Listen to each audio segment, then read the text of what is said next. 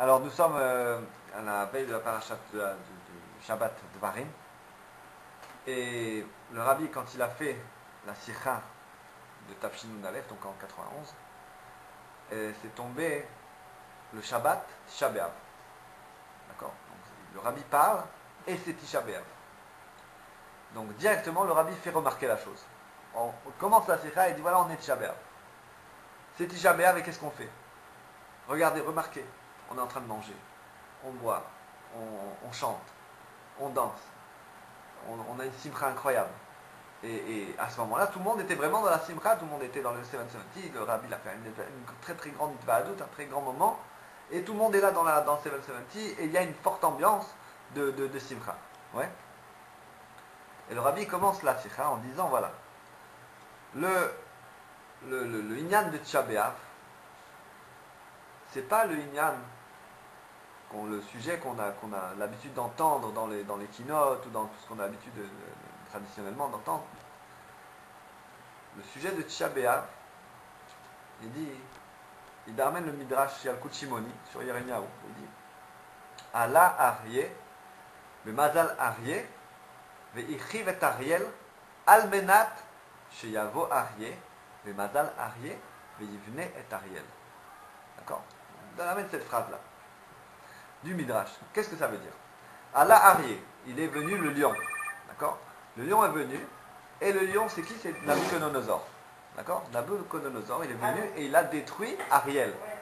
Ariel, c'est le Beth Amikdash. Ben Mazal Ariel, c'est-à-dire au niveau du Mazal, c'est-à-dire le signe astrologique lion, d'accord? C'est-à-dire au mois de Av, Menachem Av, d'accord? Donc Nabucodonosor est monté au mois de Menachem Av et a détruit le temple. Almenat, fais bien attention à ce mot. Almenat, qu'est-ce que ça veut dire Almenat? Afin de quoi? Afin de que Aryeh va venir Aryeh, donc Akadosh Baruch Hu, il dit là, le lion va venir, c'est Akadosh Baruch Hu, au Bemazal Aryeh, dans le mois de Menachem Av, Veivne et Ariel, et il va construire le temple, le troisième temple, d'accord? Et tu vois que le rabbi ici, il utilise un mot, enfin c'est le rabbi, mais il utilise le Yalkut Shimoni, mais qui utilise un mot qui est très très incroyable. C'est-à-dire quoi? Quand tu le traduis dans le langage concret, que le Beth Amikdash, les deux premiers Beth Amikdash, le Beth Amikdash a été détruit uniquement pour que vienne Mashiach et construise le temple. Donc tu vois l'impact que ça a. Il y a une lettre du rabbi qui a été écrite là-dessus, la Dalet Menachem Av. Le rabbi répond à quelqu'un qui lui demandait certainement est-ce qu'on doit vraiment être triste, faire kriya pour Tisha B'Av, être selon la chassidoute, qu'est-ce qui se passe? Le rabbi dit non, on doit être dans la simcha. Tisha B'Av, c'est-à-dire les 3 semaines, on doit être dans la simcha. C'est le moment que Dieu a choisi pour construire le temple. Il a détruit le temple pour construire. Al-Menat. Le rabbi ensuite dit, il donne un nom à ce mois. Et il dit le mois s'appelle Menachem. Il s'appelle Menachem Av. Non, le rabbi dit il peut s'appeler aussi Menachem. Pourquoi? Parce que le mois, la tradition chez le peuple juif, d'accord, c'est de l'appeler Menachem. D'accord? Suite à une tradition ancestrale, dans le peuple juif, on appelle ce mois Menachem Av. D'accord?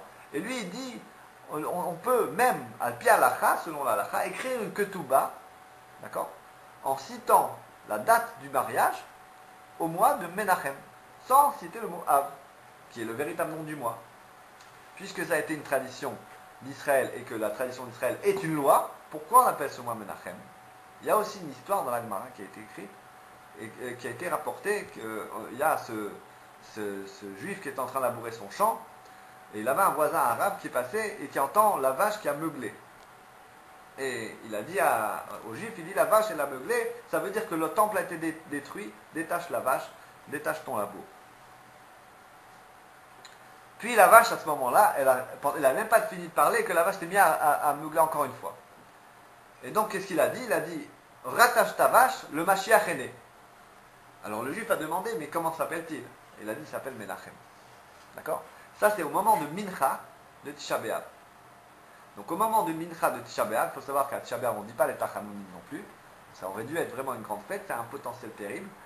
que Mashiach doit se dévoiler, et se dévoile à Tisha B'Av concrètement, puisque c'est Menachem son nom est Menachem, qu'il se dévoile à Tisha B'Av, et qu'il entraîne la Geoula Amitit Vashlema, Techef Umiyam Mamash, Yechi Adonenu Morenu Barbenu, Melech HaMashiach, L'Olam Vaed.